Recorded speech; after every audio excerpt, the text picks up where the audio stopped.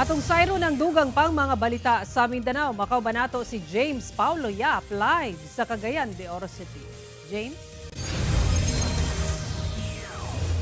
Salamat, Sarah. Bisan pa man nga hugot nga ginabawal ang pagpabuto og boga karong holiday season, dunay gihapoy mga kabatan-unan nga nagpabuto bespera sa Pasko sa General Santos City. Samtang pipilasab ka mga boga og ilegal nga pabuto ang nakumpiska sa kapulisan bespera sa Pasko sa Alabel, Sarangani. Ang detalye sa report ni Efren Mamak, exclusive.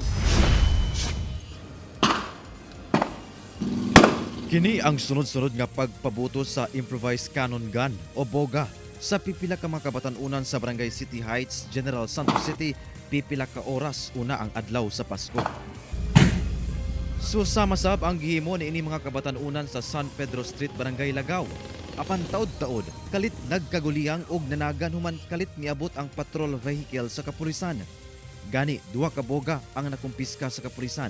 Matud sa General Santos City Police, pipila na ka mga boga ang ilang nakumpiska atol sa ilang pagpatrolya. Nakatagda kuno kining ipaubos sa destruction.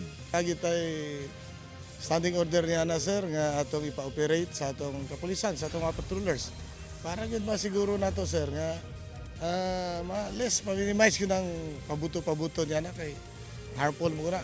Samtang sa Alabel, Sarangani, nakatagda sabdadon sa PNP headquarters sa Sarangani kining pipila ka mga boga, lakip mga illegal firecrackers nga nakumpiska aron ipalawom sab sa destruction. Matud sa Alabel Municipal Police Station, nasakmit kini atol sa ilang pagpatrolya bispera sa Pasko.